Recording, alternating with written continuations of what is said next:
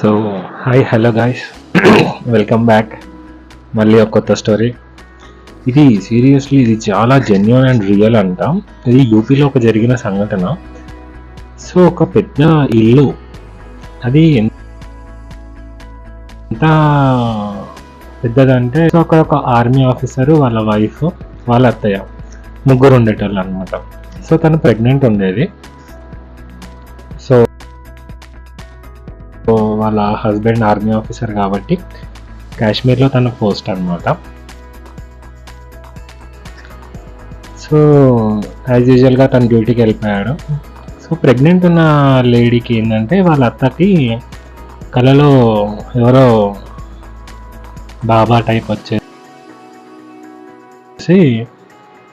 Somewhat ఏదో warning చేస్తున్నట్టు అనిపిస్తుంది. సో ఒక పూజారిని వెళ్ళి ఇట్లా కళ్ళు వస్తున్నాయి, మా కోడలు ప్రెగ్నెంట్ ఉంది, దీనికి ఏదైనా సొల్యూషన్ చెప్పండి అని అడుగుతుంది. సో ఆ పూజారి ఏం చెప్తాడంటే, మీరు ఒక 7 ఉన్నాయి కదా మన ఇండియాలో నదులు, ఆ నదులకి పూజ చేసి ప్రసాదం ఎక్కించి కొంచెం స్వీట్ టైప్ లేకపోతే ఇట్లా మామిడాకుల్లో సంబోట్ ఇవన్నీ ఎక్కిమని నదులకి హారతిలాగా ఇవ్వమని చెప్తాడనమాట. సో తను ఏం చేస్తాడంటే, తన కోడలికి యాజిటీస్గా చెప్పేసి తన ఇంటికి వెళ్ళిపోతుంది. సో ఆ పెద్దింట్లో తను ఒక్కతే ఉంటుంది. బయటికి వెళ్ళినప్పుడల్లా ఇక ఇప్పుడు మన దగ్గర ఉన్నాయి కదా గంగా, సరస్వతి, యమున, కావేరి, ఈ నదులు అన్నిటికీ వెళ్తుంది. వెళ్ళి సిమిలర్గా తను ఏమేమైతే ఎక్కియాలనుకుంటుందో అవన్నీ ఎక్కిస్తూ ఉంటుంది అనమాట. సో తను బై మిస్టేక్లీ చేసిందో లేకపోతే అది తనకు ఆకలి తినిందో తెలియదు, కానీ స్వీట్ అనేది తను ఒక నది దగ్గర వెళ్ళి తన నదికి ఇట్లా ప్రసాదంలా పెట్టకుండా తను తినేస్తుంది అనమాట. సో తను తినగానే ఇంటికి వచ్చేస్తుంది.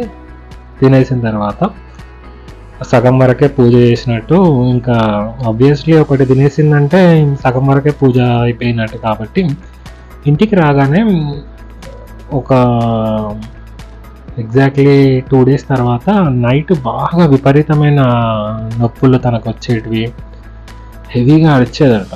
చుట్టుపక్కల వాళ్ళు చెప్పారు ఇది స్టోరీ. సో హెవీగా అరిచేసరికి తన అత్త ఎక్కడికి వెళ్ళిందో తెలియదు యాక్చువల్గా. సో హెవీగా అరిచేసరికి చుట్టుపక్కల వీళ్ళందరూ అయ్యో పాపం ఒక్కతే ఉంది కదా అని చెప్పి వెళ్ళడానికి ట్రై చేస్తే ఆ శబ్దాలకు విని భయపడి, ఆబ్వియస్లీ ఎవరికైనా ప్రెగ్నెంట్ లేడీ ఇట్లాంటి అరుపులు అరుస్తుందంటే చాలా భయం అవుతుంది కదా. సో వాళ్ళు ఆ అరుపులని లోపలికి వెళ్ళే అంత ధైర్యం చేయలేకపోయారు అనమాట.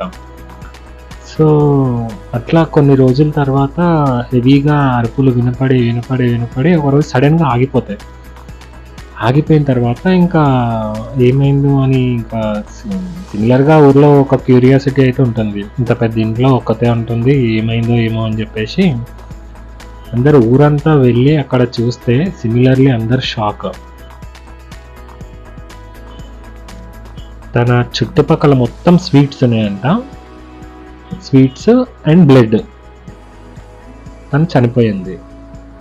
సో ఇంకా సిమిలర్లీ అందరూ భయంతో బయటికి వచ్చేసి వాళ్ళ హస్బెండ్కి ఇన్ఫామ్ చేయగానే తను వచ్చేస్తాడు. తను వచ్చిన తర్వాత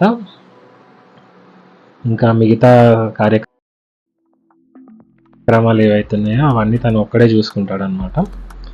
సో ఇప్పటికీ కూడా నైట్ టైం అయితే చాలు, పిల్లాడు ఏడుస్తున్న శబ్దాలు, ఆ అమ్మాయి ఏడుస్తున్న శబ్దాలు, ఇవన్నీ చాలా విపరీతంగా తెలుస్తాయి అన్నమాట.